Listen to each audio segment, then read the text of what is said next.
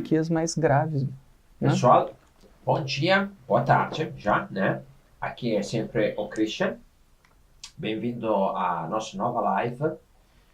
Hoje com dois convidados, o Guilherme, que nos acompanha já às várias lives, e hoje temos também o Dr. Eduardo Miller Ávila, né? É um cirurgião, depois o Guilherme vai explicar melhor, porque hoje a temática é sobre lesões no esporte. O Eduardo é também um praticante de esporte, né? Ele é um corredor, ele pratica esporte há bastante tempo e trabalha na área desportiva, né? Já há um bom tempo. Então, antes deles entrar aqui, eu vou esperar que todo mundo entre na live. Lembrando que semana que vem teremos a nossa semana de biomecânica do esporte, porque quem ainda não se inscreveu, depois deixamos um link para fazer a inscrição. São aulas gratuitas, né? O Guilherme vai ministrá-las, vai depois tratar assuntos de biomecânica do esporte bem bacanas. Hoje também falaremos, em substância, de assuntos atrelados à biomecânica do esporte, mas na parte lesiva, junto ao Eduardo. Então, que o pessoal está entrando, só lembrando do nosso canal do YouTube, né, Kinetec Tecnologia Biomecânica, do nosso podcast, tanto no iTunes quanto no Spotify. Então, é isso, né, Dani? O pessoal está entrando.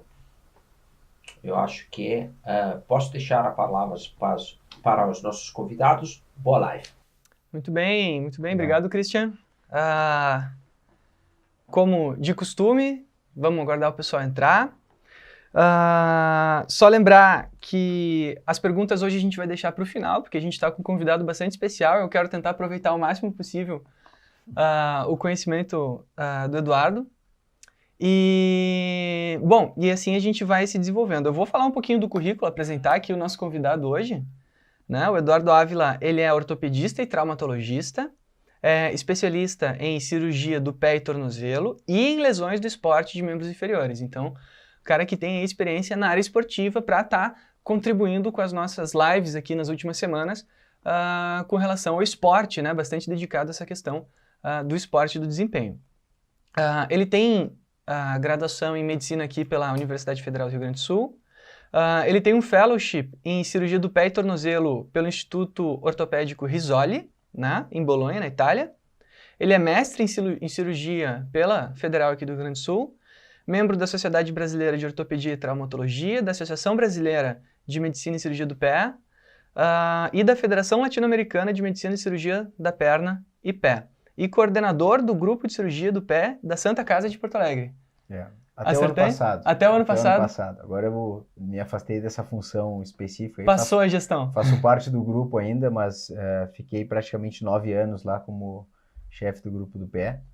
E atualmente eu estou a parte de atendimento do SUS e tal. É um outro colega que assumiu e eu tô, ainda tenho contato com o grupo, mas me afastei da chefia do grupo. Beleza. Então, Eduardo, obrigado pela presença. Então tá. Se quiser te apresentar aí, teus arrobas, teus contatos, né, tuas redes sociais, fica à vontade e depois a gente passa para a entrevista. Tá certo. Bom, eu tenho acho que o local mais fácil para entrar em contato comigo e eventualmente ver as coisas que eu publico e minhas ideias é a minha página do Instagram, né, que é @Dr. Eduardo Ávila. E tenho a página no Face também, que o conteúdo é mais ou menos parecido. E tem o site da clínica onde eu trabalho, que é o Centro de Ortopedia do Esporte, que é www.centrodeortopedia.com.br. Tá? E acho que é isso, né? Acho que podemos começar a conversa. Bom, então, como sempre, como a gente tem um tempo limitado, eu vou direto à questão ao iniciar as perguntas, né? Pessoal que tiver depois perguntas, interage aí. A Dani vai pegar as perguntas de vocês, não se desesperem que no final a gente vai fazer elas, tá? Bom, assim, Eduardo, como tu tem uma grande experiência nessa questão de lesões relacionadas à prática esportiva, né? Eu gostaria que tu levantasse, assim, para a gente começar a direcionar a nossa entrevista, Assim, quais seriam as lesões assim que costumam ocorrer mais, que costumam aparecer mais no teu consultório, que são mais comuns entre os esportistas que tu costuma atender, né? Seja de corrida ou esportes com mudança de direção, enfim, esportes coletivos. Quais são aí as mais usuais que tu tem atendido? Eu vou falar mais sobre a parte de corrida, que eu acho que é o mais, hoje em dia, possivelmente o mais prevalente, aí, que tem mais relação com a minha área, né? Mas, obviamente, também isso vale para outros esportes. Mas, em relação ao pé e tornozelo, as lesões, vamos dizer, mais frequentemente vistas, não necessariamente mais graves, são fascite plantar, tendinopatias do Aquiles, predominantemente, as metatarsalgias e, como um grupo grande, assim, as fraturas de estresse, né? A fratura por estresse que podem ser de tíbia, de metatarso, de calcâneo, de navicular, a base de metatarso é diferente de diáfise de metatarso, enfim, é um grupo de problemas que não são, que tem diferenças entre si, mas, vamos dizer, como grandes grupos, assim, de patologias, acho que talvez ficaria nessas 4 aí. Sim. E se a gente fosse pensar assim, no atleta, né? No praticante de corrida, né? Porque a gente sabe que tem muitos atletas que convivem com dores, enfim, que convivem às vezes com problemas durante a corrida e que acabam ou negligenciando ou às vezes, né, tentando superar isso pela persistência, né? Enfim, independente dessas lesões principais assim que tu nos apresentou, como é que o atleta que está em casa, ali assistindo, ou no trabalho, agora no intervalo de almoço, pode saber assim, bom, acho que chega de negligenciar essa lesão, né? Acho que está na hora de eu ir no médico, de fazer um acompanhamento, um diagnóstico, para saber a que nível, a que pé anda, literalmente, né? A que pé anda essa lesão. Isso é uma situação difícil, é uma pergunta complicada assim da gente responder de uma maneira simplificada, né? Claro, porque mas pode... cada caso é um caso. Eu vejo, eu como praticante de corrida, não sou um atleta de performance, mas sou praticante, né? Há muito tempo já, mais de 20 anos que eu corro, e entre altos e baixos, né? A gente tem a dúvida, eu mesmo tenho, então eu imagino que obviamente quem está praticando isso e não seja da área também tem, de saber até que ponto uma dor pode ser tolerada e em que momento a gente tem que parar com a atividade, em que momento a gente procura o médico ou o fisioterapeuta, né?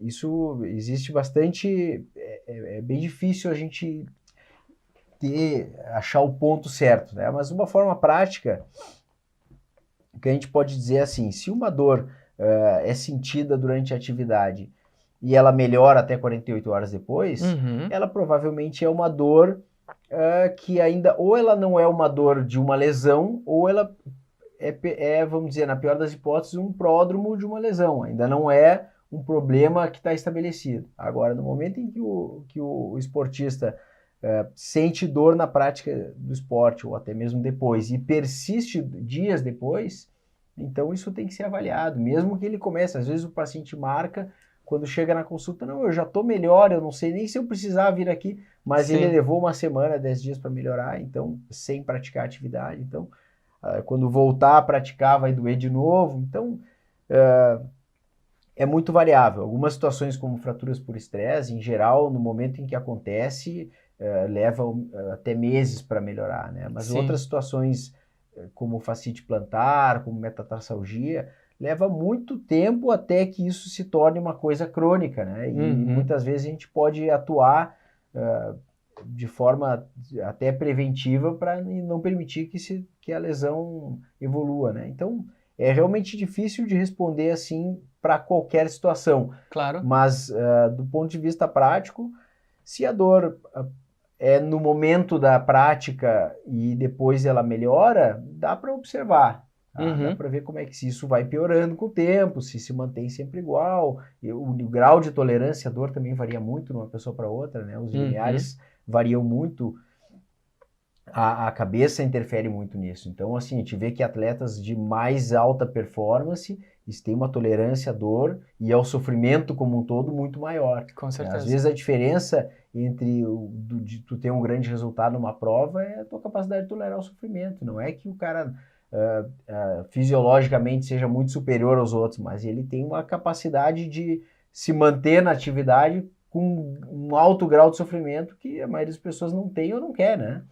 Então, é bem variável isso, né? Sim. Mas acho que as pessoas, de um modo geral, esperam um pouco demais, tá? Esperam um pouco além da conta. Muitas vezes vêm já com lesões que chegaram a um ponto em que não precisaria ter chegado. Entendi. E que daqui a pouco não consegue mais nem iniciar uma corrida. Então, de um modo geral, acho que as pessoas andam esperando um pouco demais, até por uma questão cultural, assim, não, que a dor faz parte, tem que aguentar a dor e tal. É muito difícil para uma pessoa que não é da área saber qual é a dor que é do bem, né? E qual é a dor que é uma lesão, qual é a dor que é mais perigosa. Então, na dúvida, eu acho que tem que procurar um profissional. Né? Sim. Não, com certeza. Acho que fazendo uma observação sobre a tua fala, né? Essa questão da dor persistente, né? Acho que ela é um aspecto bem importante e que a gente tem que superar um pouquinho essa coisa da cultura da dor no esporte, né? É normal ter dor, tem que ter dor, é assim mesmo, aguenta. E às vezes a gente acaba ultrapassando os limites que não era necessário ter feito e chegado a uma lesão muito pior do que poderia ter sido se tivesse feito uma investigação antes, né? Mas vamos, assim, ir, acho que ponto a ponto, assim, para ir direcionando a nossa entrevista.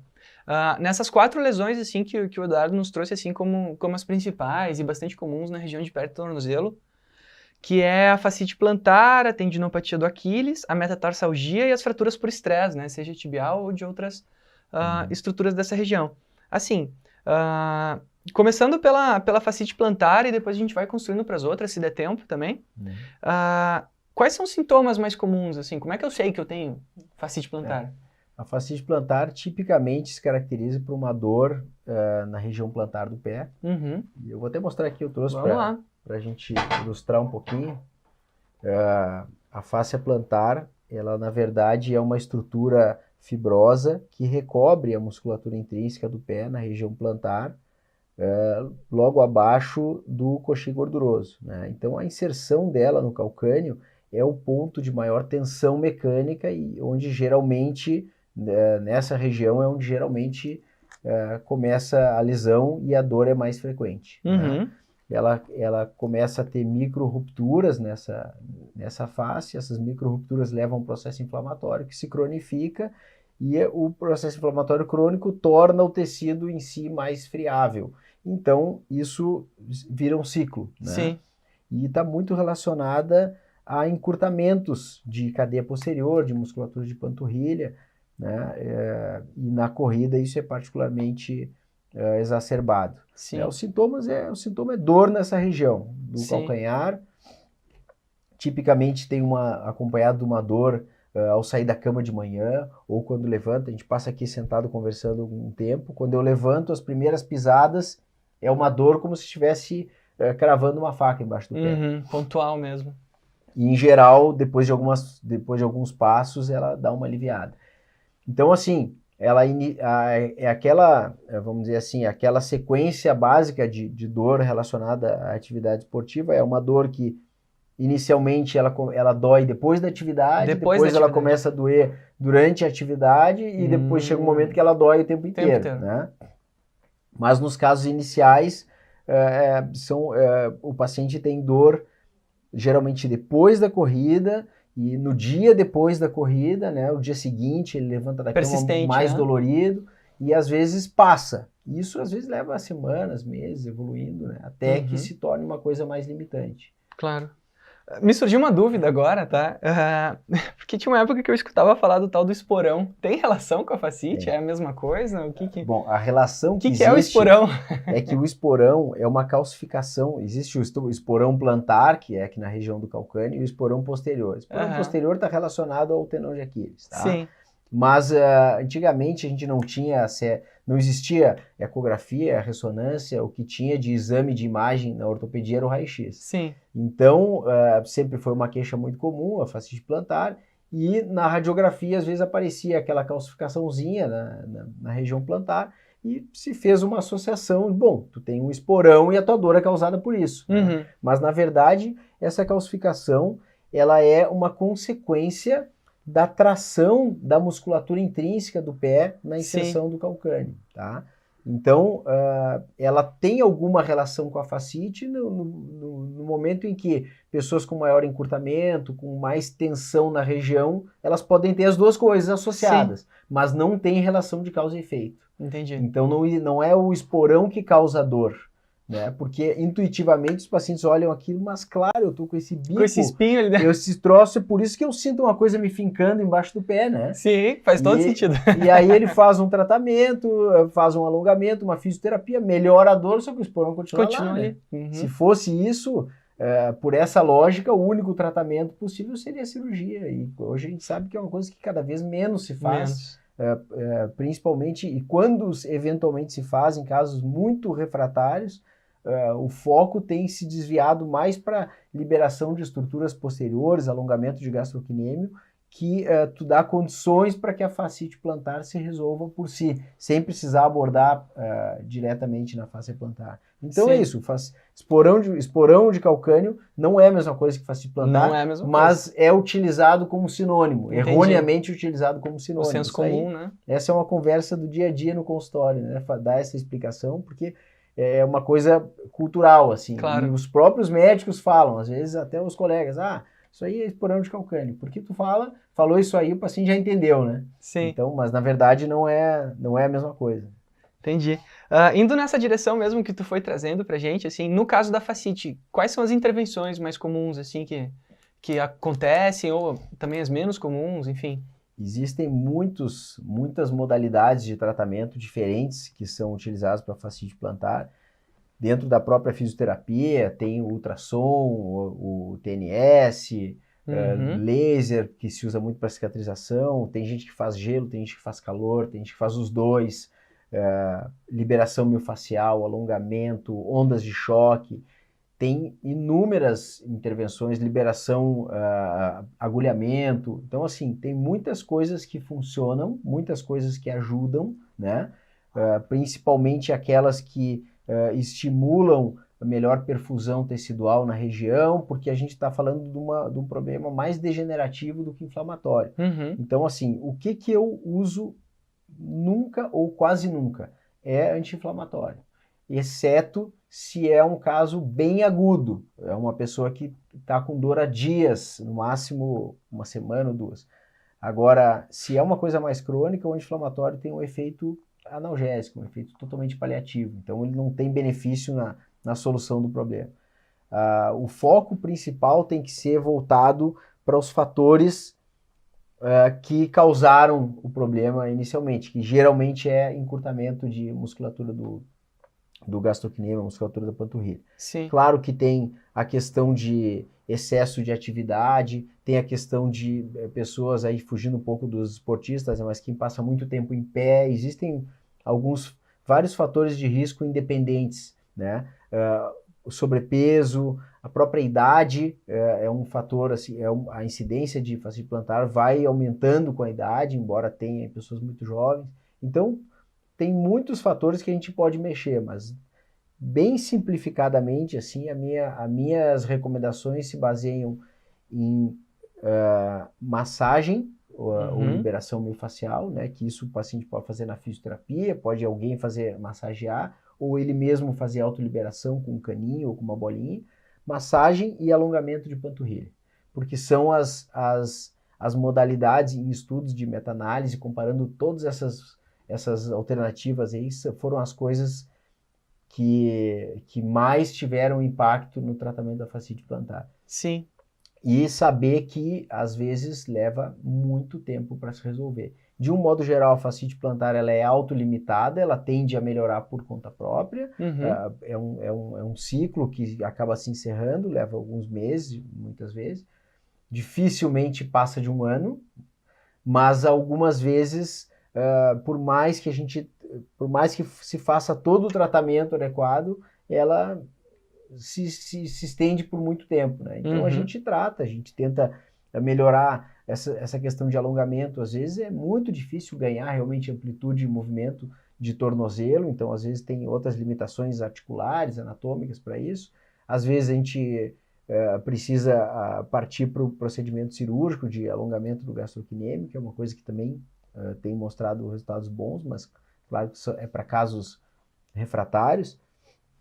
Então, o importante é só o paciente saber que, às vezes, por mais que se faça tudo certo, tem que ter paciência, porque pode demorar bastante. Né? Para passar. Curioso que tu trouxe a questão da utilização de anti-inflamatórios, né? E na corrida a gente vê isso, é muito comum, a automedicação, né? E às vezes pode, inclusive, piorar o processo de lesão? O anti-inflamatório tem um benefício, entre aspas, e alguns problemas para os esportistas. Né? O benefício é lógico que é diminuir a dor. Sim. E diminuindo a dor, o teu limiar, a tua capacidade de tolerar a atividade melhora. Né? Mas ele tem vários problemas e vários riscos na utilização de anti-inflamatório concomitante à prática esportiva, particularmente aqui a corrida. O mais óbvio deles é que ele mascara, entre aspas, a dor, né? Então, assim, a dor de uma lesão, muitas vezes, ela é aquele sinal que te avisa, né, até onde tu pode ir, ou se tu pode ir, ou se tu deve parar, e às vezes se tu tá usando uma medicação que tira esse sinal, tu acaba perdendo um pouco esse parâmetro e correndo o risco, obviamente, de te machucar mais. Outro problema do anti-inflamatório é que a maioria deles são metabolizados no rim, então tu tem uma sobrecarga renal e no momento em que tu está praticando uma atividade em que tu já tem uma desidratação, então em pacientes que têm alguma predisposição, tu pode entrar até em insuficiência renal pelo uso de anti-inflamatórios. Isso muita gente não sabe ou não quer saber, né? Sim. Mas tem riscos, né, para a saúde. Intolerância gastrointestinal, então pacientes que têm já algum grau de gastrite ou de refluxo gastroesofágico, o anti-inflamatório agride a mucosa do estômago, então em situações de exercício a gente está já mais depletado, já mais numa situação orgânica, assim, um pouco mais suscetível, então pode ter a piora desses sintomas. E na parte hormonal, isso não é a minha área, né? Mas a gente trabalha com isso, a gente acaba lendo muitas coisas e tendo várias conhecimentos, os conhecimentos vão se ampliando, assim, né? A gente sabe que o exercício físico, isso aí particularmente exercício de força, né? Tô falando mais em treino de academia, assim, do que propriamente de corrida, eles têm um papel muito importante no estímulo do hormônio de crescimento, que faz parte da rota por onde a gente consegue ter os benefícios do treino, né? Claro. De estimular a formação de massa muscular, de adaptação muscular, óssea, tendinosa. A parte hormonal tem um papel importante nisso. E os anti-inflamatórios, eles inibem indiretamente a secreção do hormônio do crescimento. Porque o hormônio do crescimento se utiliza dos mesmos mediadores, de alguns mediadores em comum, com um processo inflamatório, então a gente acaba inibindo isso. Então, assim, tem um monte de problemas que não são tão visíveis num primeiro momento, então a pessoa acaba usando, né, muitas vezes. Mas é uma coisa que eu sou bem chato, assim, no consultório, e eu sempre digo, eu quando uso algum tipo de anti-inflamatório, eu prefiro usar corticoide, que também tem efeitos metabólicos bem importantes, mas eu sempre digo, ou se a gente vai usar anti-inflamatório, nós vamos parar com o treino, né? Então, assim, a situação é de parar, usar anti-inflamatório, fazer o que tiver que fazer de tratamento e para, num segundo momento, retomar o treinamento. Agora, treinar tomando anti-inflamatório... Não combina. Eu acho uma coisa totalmente sem sentido, assim. Acho que o meu papel é orientar também os pacientes disso aí, né? Não adianta a gente querer tapar o sol com a peneira. Claro. Tava pensando agora que daqui a pouco o paciente vai no teu consultório, o Eduardo nem me recomendou anti-inflamatório, mas na verdade nem isso, tem né? Nem isso. Mas na verdade tem toda uma abordagem que o anti-inflamatório pode inclusive ser prejudicial a todo o processo, com certeza, né? Com certeza. Que bacana. O paciente pode reclamar que eu nem prescrevi um anti-inflamatório, pode reclamar que eu nem pedi uma ressonância, Nem pediu uma mas não vai reclamar que eu nem examinei. Sim. Porque isso aí, às vezes o que o paciente está esperando que tu vai fazer não é o mais importante, né? Sim. Mas é o que é. Sim, mas é todo o processo, né? Bom, mudando agora de lesão, né? De foco. Nossa, já estamos quase no final aqui dos 30. Vamos seguir. Depois a gente abre para as perguntas. Vamos ficar aqui nesse parâmetro que a gente está, assim. Eu acho que a gente pode trazer aqui. Acho que as metatarsalgias, que são lesões pouco conhecidas, né? São talvez menos presentes na literatura. Explica um pouquinho pra gente o diagnóstico e os sintomas dessas patologias. A metatarsalgia, na verdade, é um nome de um sintoma, né? Não é uma patologia propriamente, assim como a gente fala em lombalgia, tem diferentes causas. Sim. Metatarsalgia são as dores na região plantar dos metatarsos, tá?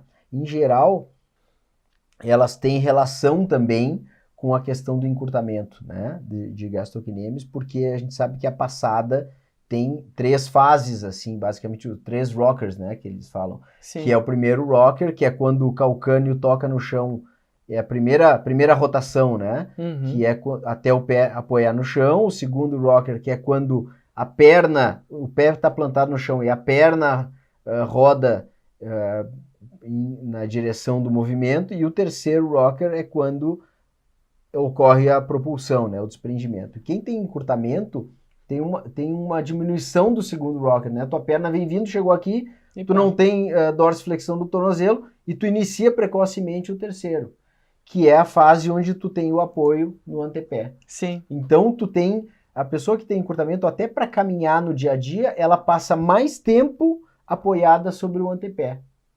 E isso leva não só a patologias do tendão de Aquiles, da fáscia plantar, que são relacionadas à tensão excessiva nessas estruturas, como a patologias relacionadas à hiperpressão na região anterior do pé, que são as metatarsalgias, né? Elas podem ser só uma sobrecarga mecânica comprometendo o coxim gorduroso plantar, elas podem provocar lesões de placa plantar nas articulações metatarso-falângicas, podem provocar exacerbação de sintomas de compressão nervosa, que é o neuroma de Morton, que também tem relação com isso, né? Uhum. Então, é um grupo de patologias, na verdade, né? Mas o fator predisponente mais importante é, mais uma vez, o encurtamento, né? Que é uma coisa que acaba sendo bem comum em corredores, porque muitas vezes se treina muito a parte de treino de força, treino de pista, tiro e tal, Exatamente. E a musculatura vai ficando mais né? encurtada. Que existe até aquela conversa de que o músculo mais encurtado, ele é benéfico de alguma forma para o corredor, tem muita gente que acredita nisso, né? Uhum. Porque tu tem um sistema elástico do aparelho propulsor mais eficiente, tu gera tensão com mais facilidade. Isso faz sentido, pode ser que do ponto de vista de performance seja verdade, mas também acaba predispondo mais a É um fator lesão, de risco, né? É um fator de risco. Para lesão. A gente tá chegando no final aqui da nossa live, é uma pena porque eu queria fazer uma série de perguntas, longe, mas né? vamos seguir então, vamos seguindo então. Eduardo, não sei como é que tu tá de tempo, posso seguir mais um pouquinho? Pode. Então tá bom. Não, eu acho interessante só que tu trouxe que às vezes no treinamento os atletas negligenciam muito a parte de flexibilidade, né? Eles, não precisa disso aí, alongar pra quê? Daí o treinador quer passar um alongamento, um treinamento de flexibilidade e o atleta às vezes acaba negligenciando isso e achando que tem menor relevância aí. E pelo menos até agora apresentou como fator de risco de boa parte das lesões, né? Vamos partir agora para tendinopatia de Aquiles, né? Sintomas, o diagnóstico. Explica um pouquinho sobre essa patologia. A etiologia da tendinopatia do Aquiles, ela guarda muitas semelhanças com a própria fascite plantar. Na verdade, as estruturas são contínuas, né? E elas têm um papel semelhante na marcha, né? E na corrida. Então, o Aquiles é um tendão, é o maior tendão do corpo em diâmetro, né? Uhum. E ele tem uma vascularização muito pobre, como qualquer tendão, não existe vaso sanguíneo dentro do tendão. Sim. Então, quanto mais largo ele é, mais mais difícil é de nutrir as porções mais centrais do tendão. Sim. Né? A gente sabe que existem fatores genéticos que predispõem as pessoas a tendinopatias, tem gente que nunca tem, e tem gente que tem todas as tendinites possíveis, né? Tem. Então, assim, mas um fator muito importante é o fator de sobrecarga, né? Então, assim, o condicionamento miotendíneo é uma coisa muito importante. Então, as tendinopatias são muito comuns em pacientes iniciantes na corrida, né? Que começa a dar um estímulo diferente, um gesto mecânico diferente, uma coisa, porque a corrida, a gente sabe que é uma sequência de saltos unipodais, né? Então, às vezes um paciente está saindo um pouquinho pós-operatório, posso correr?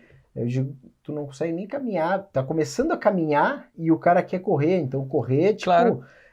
Tá muito além do nível de esforço que é uma caminhada. A corrida, primeiro tem que caminhar, depois tem que conseguir fazer elevação monopodal, depois tem que conseguir saltar com as duas pernas e depois tem que conseguir saltar com uma perna só. Sim. Aí pode correr. Se a pessoa não consegue saltar com uma perna só, ela não vai correr. Né? Pelo menos biomecanicamente falando, ela não está correndo. Então, existe uma sequência, né? A gente vê os pacientes assim que estão acima do peso, que estão sedentários, que começam a correr e se machucam. E aí eu sempre digo a mesma coisa, que não é nada não é nenhuma novidade isso, né? Mas a gente não tem que correr para se condicionar, a gente tem que se condicionar para correr, porque embora tenha pessoas que simplesmente botam um calção em tênis e saem para correr e isso não tem consequência nenhuma, isso não leva a lesão nenhuma, a maioria das pessoas, principalmente quem passou muito tempo no sedentarismo ou está acima do peso, vai se expor a um grande número de lesões se não tiver algum condicionamento prévio, né? Claro. Uma preparação do corpo para isso. Então, o tendão de Aquiles assim, a gente vê desde iniciantes até atletas de alto desempenho, atletas profissionais que em algum momento muitas vezes até interrompem a carreira ou interrompem uma temporada por causa da tendinopatia do Aquiles, porque é uma lesão bem comum. Ela é daquelas estruturas posteriores que a gente chama de aparelho propulsor, né, que vem desde o glúteo, posterior de coxa, panturrilha, e é muito demorada também para se recuperar, porque o tendão, como ele é mal vascularizado, a degeneração inicia geralmente nas porções centrais e a reparação dessa degeneração também demora muito, porque também passa por todas as dificuldades de nutrição que o tendão tem. Claro. Então, muitas vezes o paciente que existe a tendinopatia não insercional, a insercional, são entidades diagnósticas diferentes, com algumas diferenças nas características, não só anatômicas, mas também na resposta aos tratamentos. Mas, de um modo geral, elas estão mais relacionadas, assim como a fascite plantar, com tipos de treinamento de intensidade, e não tanto de volume, né? Porque os treinos de intensidade, tiro e velocidade e saltos, eles estão mais relacionados com a parte do aparelho propulsor, a parte posterior da musculatura. E os treinos de maior volume, eles têm uma participação maior das estruturas que suportam o impacto e não tanto das estruturas que fazem propulsão. Então, às vezes, o paciente tem tendinopatia do Aquiles e pode continuar correndo, mas a orientação é diminuir os treinos de pista, diminuir os treinos de tiro. Mas é claro que, como tudo, né, que a gente está falando tudo em linhas gerais, né, é caso a caso, depende muito das condições do paciente, idade, nível de condicionamento, grau de degeneração do tendão. Eu sempre uso um exame de imagem, geralmente ressonância, para avaliar uma tendinopatia do Aquiles, embora isso não seja necessariamente um exame necessário para o acompanhamento da evolução, porque o que manda é a clínica, mas numa fase inicial de diagnóstico tem pacientes que começam a ter queixa com o tendão com uma enorme degeneração, com ruptura intrasubstancial, e depois melhora um pouquinho clinicamente, o tendão continua feio e o paciente está correndo. E tem gente que tem muita dor e o tendão está normal, tem uma peritendinitezinha, uma coisa mais inflamatória, bem leve. Então, cada caso é bem variável, né? A gente se surpreende bastante. Sim, interessante, né, que às vezes pessoas com diferentes graus de de seriedade dessa lesão Sim, vão ter sim. diferentes sintomas, né? Lesões graves. É. A dor é muito diferente de uma pessoa para outra, né? Isso é uma coisa muito interessante. Assim, na tua fala eu fui pegando, assim, que tu tem, normalmente, uma tendência, né, relativamente conservadora, assim, vamos primeiro examinar, vamos ver o que é, inclusive com relação aos medicamentos, né? Mas pensando nessa parte clínica, qual que é a avaliação, normalmente, que a gente faz, assim, para esse caso? Como é que explica um pouquinho pra gente, pro pessoal de casa também poder saber. Como é que funciona essa parte de examinar o pé de alguém que está ou com uma fascite, ou com a tendinopatia, né? Como é que normalmente acontece isso pra gente ter um pouquinho, entender um pouquinho?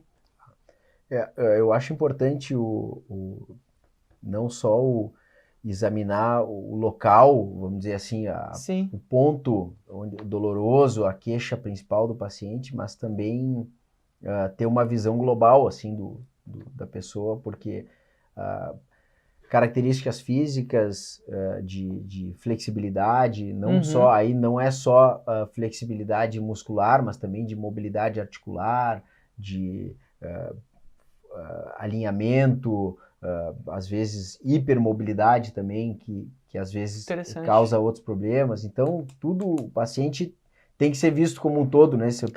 Parece um termo batido assim, mas é muito real, né? Então, a gente tem que ver o conjunto de estruturas. Pacientes que têm encurtamento de tríceps ural, né, de panturrilha, eles muitas vezes têm dor femoropatelar. Aí ele vai no médico de joelho, e o médico de joelho diz que o problema é na femoropatelar e tal, só que se tu não relacionar com o tendão de Aquiles, tu fica tratando uma coisa, isso vale para um lado ou para o outro, mas tu fica tratando como uma coisa que fica achando uma explicação ali no joelho, e na verdade o joelho está compensando uma limitação de mobilidade do tornozelo. Entendi. Se tu fizer um alongamento de panturrilha nesse paciente, às vezes posterior da coxa, o joelho vai melhorar a posição dele, vai funcionar melhor.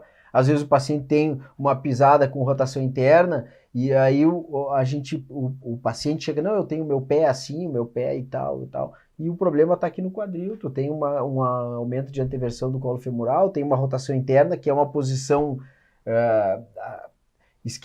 uma alteração esquelética, né, e às vezes o contrário, né, às vezes os pés são virados para fora, e a gente fica tentando, não, mas tu tem que corrigir, tem que apontar para frente, tem que corrigir a tua pisada, e isso é causado por uma alteração no quadril. Então, se tu tem uma alteração esquelética na qual tu tem os membros rodados externamente, tu ficar tentando corrigir isso, daqui a pouco tu causa um impacto anterior no quadril, um impacto femoroacetabular, porque tu tá preocupado para onde que o teu pé tá apontando, né? Então, assim, é imprescindível que a gente tenha uma visão global e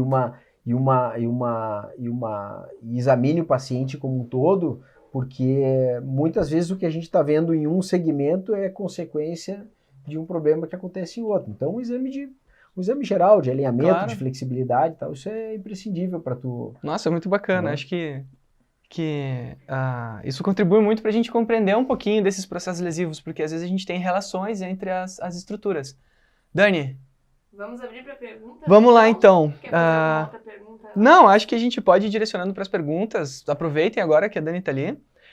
Vou lembrar vocês também de marcarem aí os atletas que vocês conhecem, os colegas profissionais da saúde na área do esporte, tá? Marquem essa galera aí nos comentários se você gostou, né, da nossa live até agora, para eles poderem assistir também essa entrevista muito bacana que a gente teve com o Eduardo. Dani, vamos às perguntas. Vamos lá, então o Evânio Souza aqui no Facebook mandou.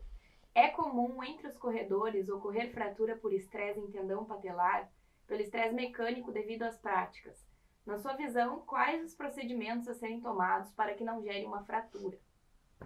Tá, bom, a fratura por estresse acontece nas estruturas ósseas, né? Então, as fraturas por estresse mais comuns em corredores são na região da perna, da tíbia, dos metatarsos. Basicamente, essas são as mais comuns, tá? Tem fratura por estresse de calcâneo, tem fratura por estresse de fíbula, maléolo, pode acontecer em côndilo femoral, pode acontecer em colo femoral, aí vai longe a lista, né? E cada situação clínica é individual. O que talvez ele tenha tentado perguntar da tendinite patelar, né? O tendão patelar, que anatomicamente é um ligamento, né? Mas o tendão patelar é uma das regiões, uma das dores mais comuns dos corredores, né? É a dor do joelho do corredor, né? Que a gente chama, né? Que é a tendinite patelar. Que justamente é aquilo que a gente estava falando agora. Tem relação com postura de corrida, tem relação com biomecânica, e às vezes é simplesmente uma questão de corrigir essa mecânica com treinos educativos, mas muitas vezes a sobrecarga na femoropatelar está relacionada a uma limitação da dorsiflexão do tornozelo. Então, às vezes, o paciente tem uma queixa no joelho, a queixa principal é uma tendinite patelar, e se tu for olhar, ele tem um encurtamento grande gastrocnêmio, e o foco maior tem que ser na melhora da mobilidade do tornozelo, e como consequência ele vai ter uma melhora na biomecânica e vai ter condições para melhorar da tendinite patelar. Um problema de joelho que começou lá no tornozelo, isso né? não é uma regra, né? Sim. Mas em algumas situações a gente vê isso. Interessante. Dani, temos mais perguntas? Temos várias perguntas. Nossa, vamos lá então. Tentar responder rápido. A Viviane Cornum também no Facebook. A dor da fascite plantar pode ter relação com a entrada de retropé na corrida? A dor da fascite plantar, retropé. ela tem menos relação com a entrada de retropé do que com o contrário, né, que também parece não ser o ideal do ponto de vista biomecânico, que é a entrada com o antepé, né? A fascite plantar geralmente está relacionada à tensão na fáscia plantar e não propriamente ao impacto sobre a região da inserção. Então, claro que dói mais a fáscia plantar, o impacto também machuca uma vez que a fascite está instalada, mas é mais comum ela ser causada por tensão excessiva do que por impacto direto. O que acontece é que a entrada de retropé, às vezes, ela acentua aquela pronação inicial do pé, e aí ela pode tensionar também a fáscia num segundo momento, né? Mas não é o mais comum, tá? Não é uma associação tão comum a fascite plantar, principalmente assim como consequência da entrada de retropé. Sim. Dani?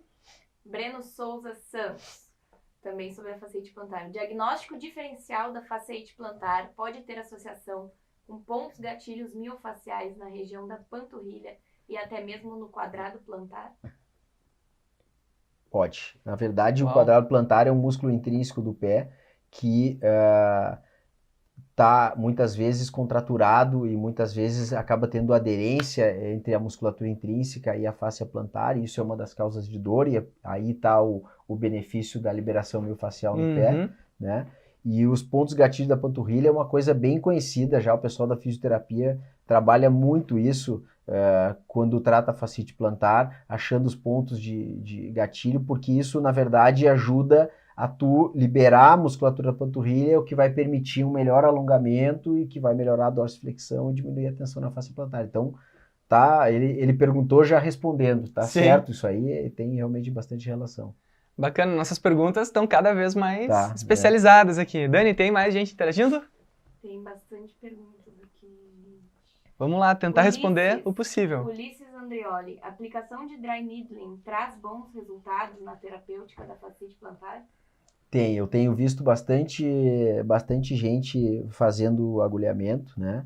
E claro que é uma técnica que eu não domino, mas obviamente, como qualquer técnica, ela tem a questão de habilidade, de capacidade técnica do profissional que está fazendo. Então, não existe uma técnica que funciona bem sempre, né? E também os casos não são sempre iguais, como a gente está falando muito de um público específico, mas a fascite plantar, ela acontece em pessoas sedentárias, em pessoas que passam muito tempo em pé, assim, o público é muito diversificado, mas o agulhamento, ele na verdade tem como objetivo aumentar a perfusão sanguínea local, estimulando a regeneração tecidual. Então, nesse sentido, ela faz todo sentido.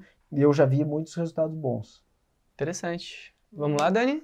Mais algumas? Podóloga Eliana Maia. Quantas sessões mínimas são necessárias para a liberação da fáscia com a técnica miofacial? Pergunta capciosa. É uma pergunta que não tem, Né? não existe como a gente responder isso, porque por dois motivos. Primeiro, porque a gente não sabe que tipo de que sessão nós estamos falando. Se é 10 minutos de liberação, se é uma sessão de 1 hora, se vai, né? E depois porque a gente não sabe o quanto que essa fáscia está precisando de ser liberada, né? Então, Exatamente. tem que fazer a liberação miofascial. Em alguns casos isso se resolve rapidamente, em outros casos é um longo processo. Longo né? processo. Não tem como. Mencionou antes que saber. pode demorar até meses, às vezes, né? Sim. Então, acho que alguém está querendo fugir da físio aí, hein? Dani? Antes da pergunta, eu vou ler um comentário aqui do Alessandro. Parabéns pelo assunto abordado, é de extrema importância para todos nós e principalmente atletas de alta performance. Aí o Guilherme perguntou, qual o papel do treino de força na prevenção de lesões? Olha só. Isso daria outra live, né? Um assunto que a gente não abordou aqui. Na verdade, o treino de força, se bem realizado, ele é fundamental, assim, eu diria assim, força e mobilidade, né? Sim. Porque as estruturas esqueléticas, elas precisam, antes de sofrer a sobrecarga mecânica, elas precisam ter condições, estabilidade e força para manter uma mecânica adequada ao longo do exercício. Às vezes o corredor tem uma mecânica razoável numa avaliação de corrida, mas o cara vai fazer uma corrida longa e depois de um certo tempo ele acaba desmontando todo, né? Isso acontece com todo mundo, na verdade. Sim. A gente vai perdendo a postura, vai piorando. Então, se tu fizer uma avaliação biomecânica de um corredor antes da corrida e depois de uma maratona, é outra avaliação. Tem muitas alterações, tem vários estudos sobre isso, e é bem interessante. Então, assim, quanto mais a gente tiver capacidade de manter uma mecânica adequada, menos chance de lesão a gente vai ter, porque a gente começa a ter movimentos anormais, começa a ter falhar algumas musculaturas e as outras vão ficar sobrecarregadas, enfim. Então, a força é uma coisa, é uma valência fundamental assim para o corredor. Não necessariamente, nós não estamos falando de hipertrofia, nós não estamos falando de um treino assim para força máxima, mas a força no sentido de conseguir manter uma postura ao longo do exercício. Uhum. Dani, vamos mais um pouquinho? Vamos mais aqui, tem mais umas 4 perguntas aqui. Acho que o Rei Nilson tinha mandado uma pergunta antes, eu acabei perdendo aqui nos comentários, então eu vou ler. Tá? Quais os principais cuidados no tratamento do derramamento articular no tornozelo? Existe alguma medicação específica para o tratamento? Tá. Deixa eu tomar uma água aqui. Uhum. Depois eu tenho mais Então, algumas assim, perguntas aqui no Instagram. Nossa. Derrame articular. Deixa eu ver mais umas 3 aqui. Derrame Tá bom. articular é líquido na articulação, aumento de líquido na articulação. Toda articulação tem líquido, que é o líquido sinovial, e quando a articulação tem alguma lesão, seja de cartilagem, seja da sinovial, seja dos ligamentos, ou até uma sobrecarga crônica, ocorre um estímulo para o aumento desse líquido sinovial, que na verdade é uma reação inflamatória intraarticular. Então isso pode ter inúmeras causas. O tratamento não é, de um modo geral, voltado para o derrame. O tratamento é voltado para o problema que causou o derrame. Né? Sim. Então isso pode ser uma lesão de cartilagem, isso pode ser um entorse, pode ser simplesmente uma sobrecarga, um treino mais longo. Então o tratamento não é para o derrame. Uhum. Se usa em algumas vezes corticoide, né, um anti-inflamatório,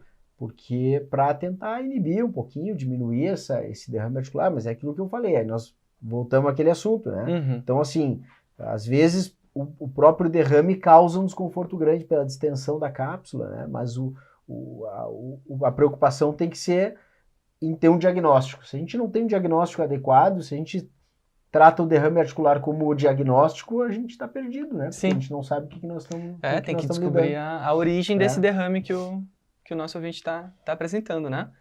Dani? Aqui no Instagram, Clínica do Exercício Físico. Olha Boa só. tarde. A falta de mobilidade no tornozelo pode ocasionar a retinopatia de Aquiles? E qual seria a indicação para tratamento? Parabéns. A gente falou tudo isso, né? Acho que sim, acho que foi bem abordado, né? Foi boa a pergunta, obrigado pela participação aí, mas acho que a gente, faz 5, 10 minutos, a gente explicou tudo isso que ela perguntou. Acho que a gente trouxe aí a questão da mobilidade, é importante, é. é isso aí. Não, mas tá bom, são perguntas, a gente vê que as perguntas provavelmente vieram Tão antes bem da gente de acordo falar, né? com o que é. Estão vindo bem na direção que a gente Tem tá bastante seguindo. coisa aqui, relação da canelite com encurtamento da cadeia posterior, relação entre encurtamento de gastroquinêmicos, entrada com antipé durante a corrida, inflamação da gordura de OFA. Ondas de choque têm mostrado bons Eu acho que uma mensagem que pode responder de forma geral, né, e por perguntas. Um comentário legal de uma paciente tua, Eduardo. Caldeira Nara, boa tarde. Eu, anos atrás, passei por uma cirurgia com o Dr. Eduardo e foi excelente. Me devolveu uma qualidade de vida que eu nunca tinha desde pequena. Obrigado, doutor. Olha só. Muito obrigado. Eu As que agradeço pelo reconhecimento, pela lembrança. Né? Eu acho que uma mensagem que é importante que o Eduardo nos passou, gente, é essa questão assim que nós temos dois determinantes que são bastante claros para quase todos os processos lesivos, né? Que é a mobilidade e a força. Né? E junto com ela, claro, a estratégia, a técnica, a postura, né?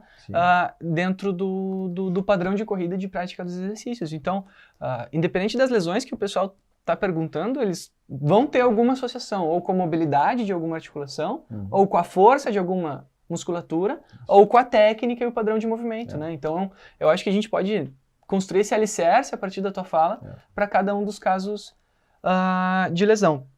Eu vou direcionando aqui para o final da nossa live, Dani. Estou pensando uma coisa para as perguntas, não sei se tu concorda, Eduardo. Eventualmente a gente te manda e tu faz um history respondendo, que depois a gente reposta. Claro, né? claro. Eu faço sim. Que aí fica legal, né? Muito bacana. Também envia individualmente para vocês as respostas. Sim. Bom, pessoal, vamos seguindo para o final.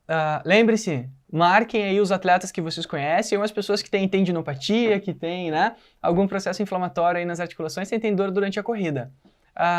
Essas lives estão todas gravadas no YouTube, então compartilhem com o pessoal. Podcast também. Isso que eu ia falar. Gente, quem não consegue assistir as lives, não tem desculpa, tá? As lives estão todas disponíveis nos podcasts, então entre no seu gerenciador de podcasts e procure Kinetec Biomecânica.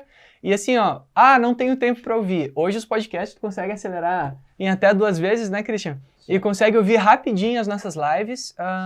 Pode ouvir enquanto está correndo, pode ouvir enquanto está na academia treinando, tá? Então não tem mais desculpa para não ouvir o nosso material, tá? Vamos direcionando para o final. Semana que vem temos a semana da biomecânica. Christian, Sim, quer falar? Da biomecânica. Eu tenho uma pergunta. Olha aí. Porque eu, na verdade, talvez não todo mundo sabe, eu sou massoterapeuta esportivo. Só que é anos que não atuo mais. Então eu aprendi técnicas lá no final da década de 90, começo de 2000. E na época, nós atuávamos muito com tapping para bloquear o movimento articular quando estava inflamado. Por exemplo, fascite plantar, tendinite de Aquiles, assim, a gente bloqueava o movimento de dorsiflexão do pé. Ainda é válido, não se usa mais, teve uma, assim, é considerado uma técnica não mais boa para a prática. Isso aí é uma, vamos dizer assim, eu vou te responder mas eu não sou a pessoa mais qualificada para falar sobre isso, porque o pessoal da fisioterapia que tem bastante domínio dessas técnicas e usa bastante, tá? Mas o taping é uma técnica que ainda é bastante utilizada, tá? Tanto para disfunções articulares, para promover, assim, limitação de alguns movimentos indesejados, como para estabilizar algumas estruturas. E, obviamente, é um auxílio a mais que se tem, né, em algumas situações, e funciona melhor para algumas coisas, para outras o resultado não é tão bom. Muitas vezes o que se acha é que ele vai limitar a mobilidade como se fosse uma órtese, né? E não é bem esse, até onde eu sei, não é bem esse o objetivo. E sim dar um estímulo proprioceptivo para que a pessoa mesmo possa ter um controle, uma consciência corporal melhor. Mas eu acho que é válido, sim. Agora, falar mais criticamente sobre isso eu não estou habilitado, né? Claro. Não tenho o domínio da técnica, né? Acho que mas eu acho que é uma técnica bem interessante. Eu venho no ano passando um pouquinho, né, o uso, depois que entraram também Mudou o material, né? mudou Teve o uma material. evolução nisso aí, Sim, né? sim. O que se usa hoje é bem... As cobãs também, né? São muito interessantes de estar usando. Bastante. Ok, eu acho que então podemos terminar aqui. Eu agradeço muito, Eduardo, por ter compartilhado a experiência e conhecimento dele conosco. Foi uma live muito bacana, interessante. Teria ainda como Nossa, outra 10 fomos lives longe aqui hoje. Né? sobre o assunto. De novo, obrigado, Guilherme. Lembrando o pessoal que temos a semana da biomecânica a partir da segunda-feira. Quem quer descobrir, coloca lá, eu quero, a gente vai passar o link para fazer a inscrição. Então, é isso aí. Bom almoço para todo mundo. Um bom final de semana. Nos vemos semana que vem, que em teoria temos Mais um convidado. bem interessante Isso aí. sobre desempenho. É isso aí. Quer passar os teus contatos de novo para finalizar? A gente pode encerrar aqui. Muito obrigado aí agradeço o Christian pelo convite, ao Guilherme, e gostaria de agradecer também a audiência aí, né? Acho que esse é um assunto muito extenso, a gente poderia falar muito mais tempo sobre isso, na verdade, talvez falar várias vezes, cada vez, sobre um assunto diferente, mas e que é muito interessante tanto para pessoas que vêm em casa, como para mim também. Eu estou sempre aprendendo coisas novas sobre isso. Para quem quiser entrar em contato comigo, eu indico, sugiro contato na página do Instagram, que é Dr. Eduardo Ávila, DR, né? DR Eduardo Ávila. Tem a página no Facebook também. E o telefone da clínica, para se alguém tiver interessado em marcar uma consulta, é 3328-2828. 3328-2828. 51, né? Em Porto Alegre. 51, é isso aí. Então tá. Certo? Valeu. Então tá. Muito obrigado, pessoal. Boa semana. Obrigado. Obrigado, Dardo. Valeu. Obrigado. Valeu.